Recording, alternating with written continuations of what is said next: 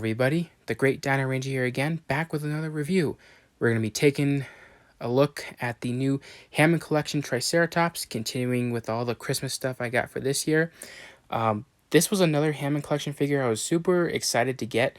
I understand there's a lot of kind of dislikes and downsides with this figure that a lot of people are complaining about, but I personally like it. There aren't a lot of dislikes in my opinion, but we'll get into it more throughout the video.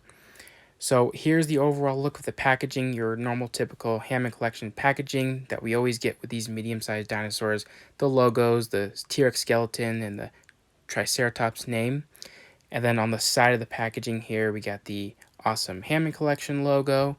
And then on the other side, we got the Jurassic Park logo and the Hammond Collection logo, along with a nice Triceratops render. And on the back, we got a nice render of the figure, a couple more logos, and then a cool biography here showing the sick Triceratops from Jurassic Park.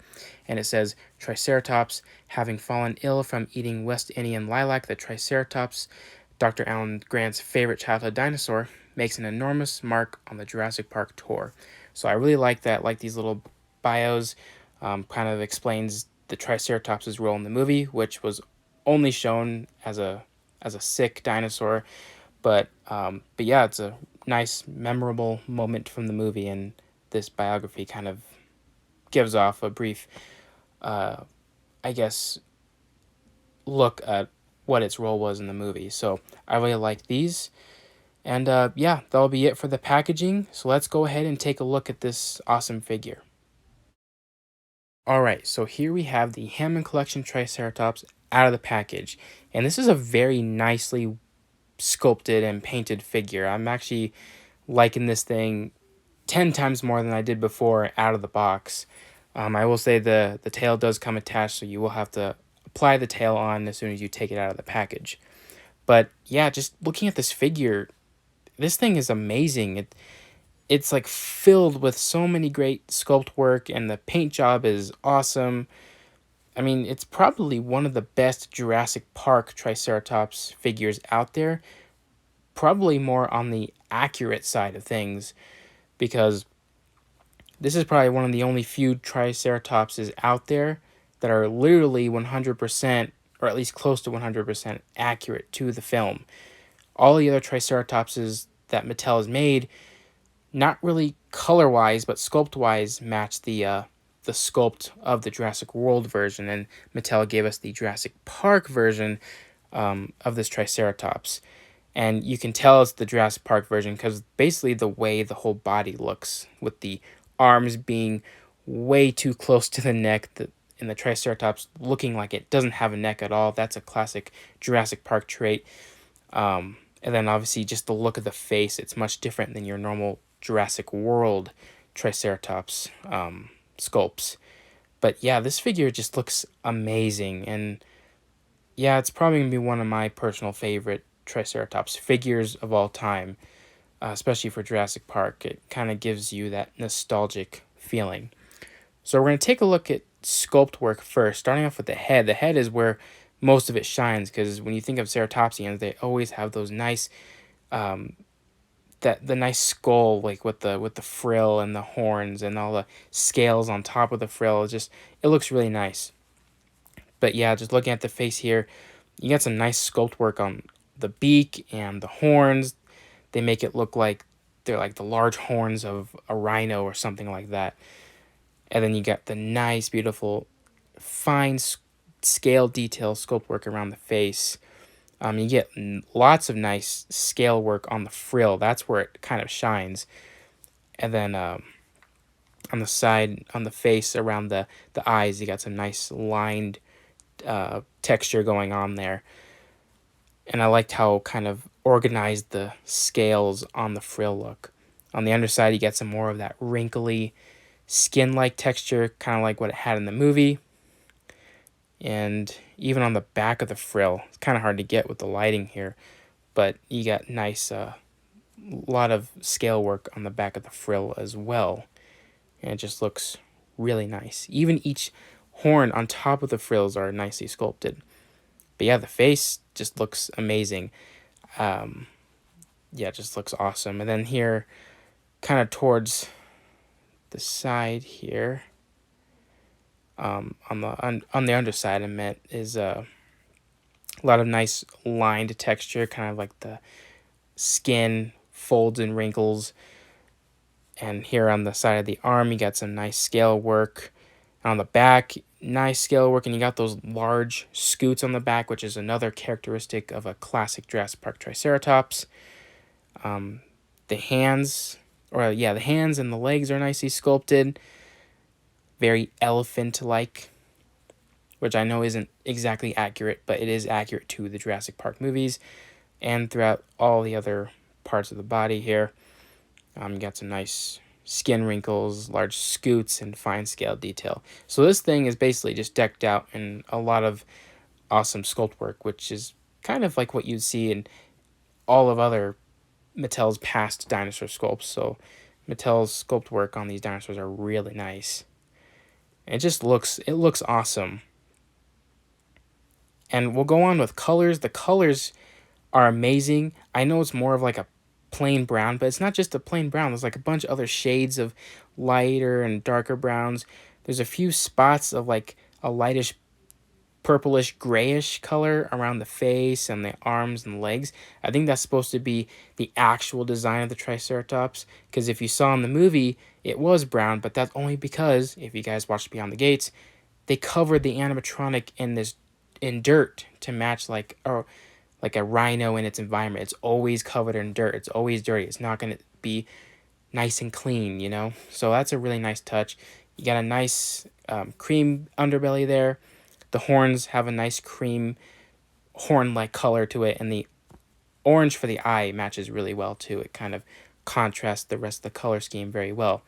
And I do believe the real Triceratops, if it weren't covered in dirt, it would have been like a gray, bluish color. So that would have been cool to get to, but to have it kind of covered in dirt kind of saves you from having to do that in person anyway. But yeah, I mean, it looks good. And one gripe I noticed on the skull here is that it's missing a horn, like the horn scoots in the middle of the frill, so it wouldn't be completely symmetrical. And then on the side here, the cheek bone's supposed to be sticking out. On this figure, it's laying against the skull, so it kind of looks weird instead of sticking out. That could have been fixed, but it doesn't really hurt too much, especially if you're looking on the side here. And but yeah, I mean, those are some of the gripes I have, but it's not gonna completely take away from the figure. But yeah, I mean, I think it looks awesome, the way it is for right now. Moving on to comparisons, here we have a normal Mattel human figure next to Dr. Alan Grant, which, you know, matches because since Triceratops is his favorite dinosaur. And these scale up very nicely. This leads to probably the biggest problem that a lot of people have with this figure, and that's its size. The Triceratops, compared to the movies and in real life, was a giant animal, big enough to take on T-Rex. And this figure, towards many people, was just a little too small. But however, the Triceratops in Jurassic Park wasn't necessarily full grown, so this figure matches the perfect size to the animatronic used in the movie. So I have no complaints with the size of this figure whatsoever, but I do have a little bit of a problem with the other Triceratopses. And with the little scale I had going on there with Alan Grant and Ellie Sattler, it just works good for picture taking. For articulation, the head here can go up and down, not too much, but enough for it to move. And it can move side to side, so you get some nice kind of head movements, and it can rotate left and right, so you get some somewhat good turning poses. It can't turn all the way, like I said, due to the short neck of the design of this animal, and obviously the frill. Would have been nice to have jaw articulation, since all the other dinosaurs of the Hammond Collection line are having that, but that's okay. The arms here at the shoulder can move forward and backward, not too much. Can't really pivot in and out. Here at the elbow, it can move forward and backwards, and it can rotate. Nice movement there. And then the feet here have a separate joint. It can go down or basically forward and backwards. So you get some nice kind of like standing positions. The legs here can move back about that far and not really forward at all. So that kind of lacks the amount of movement there.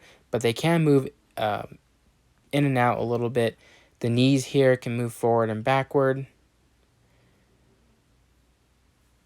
which is typical for most of these articulated dinosaurs. And then the feet here can also move forward and backward, just like the hands.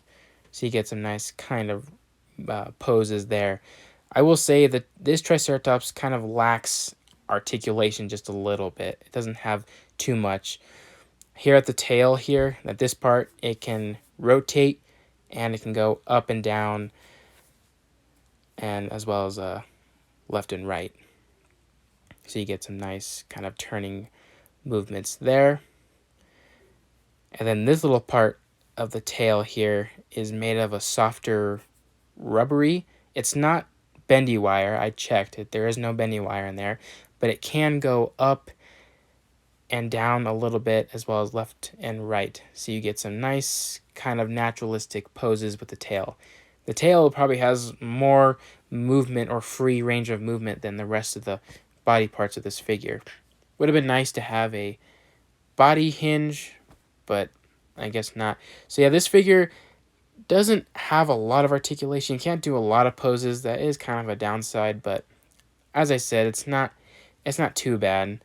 I mean, you usually get most of your posing done with theropods rather than large herbivores. But yeah, it would have been nice to have a little bit more range of movement and a jaw that could articulate. So, but yeah, that's basically it for articulation. Another comparison I want to do here is your normal Triceratops that Mattel has been making for a while now, since 2018. And these two look very nicely together. Obviously, you can tell the difference in looks in paint and in sculpt.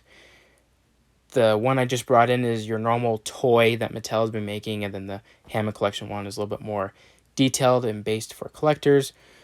But you can definitely see the difference in the sculpt here and the size. These Triceratopses that Mattel has been making for a while now do not have accurate size at all, especially if they're all on this one scale. So Mattel definitely needs to make a bigger Triceratops to be better in scale with the T-Rex, because you're going to want to have a picture of a T-Rex taken on a Triceratops. I mean, come on. Here you can take a look at the difference in the head sculpt. Obviously, one's the Jurassic World variant and the other one's Jurassic Park. The frill on the Jurassic World variant is probably better because it's more wider and it has the cheekbones coming out a little bit. They're around the same length, and you can just take a look at the difference in the head here. So yeah, you can see the cheekbone is more out of the head instead of laying against it. So the older variants here had the better frill and cheekbone ability there, but the Hammond Collection one probably has the best looks overall. So here is the comparison I've been wanting to do for a while now, since we've received 3 new Hammond Collection figures for Christmas this year. Here is all of my Hammond Collection dinosaurs I have currently in my collection, and this was basically one big size comparison since I've been waiting to do this for a while now. We got the Triceratops, Baryonyx, T-Rex, Parasaurolophus, Ceratosaurus, and Dilophosaurus. All these look amazing together, perfect scale. Obviously, we could use a bigger Triceratops since the one we have is a younger version. But other than that, all these dinosaurs are perfect to scale, in my opinion. And I cannot wait to receive more Hammond Collection dinosaurs this year, because so far there are some that I want to get my hands on. And yeah, these are such great figures. I'm really happy with this Hammond Collection line. Truly great dinosaur figures overall, and perfect Jurassic Park figures at that. So everyone, that's about to wrap it up for this review. My overall thoughts on this Triceratops figure is it's a great one. I think it's one of the best ones Mattel has produced. It has amazing colors, amazing sculpt, and it's the Jurassic Park one, so it's very nostalgic at that. The only downsides I have is just the some of the issues I had with the skull and the frill, the lack of articulation, and no jaw articulation. But other than that, it's a great figure. Not worried about the size at all, since this one's supposed to be the same size as the animatronic. But yeah, really great Triceratops figure at that. Hope you guys enjoyed this review, and I'll see you guys again for the next one.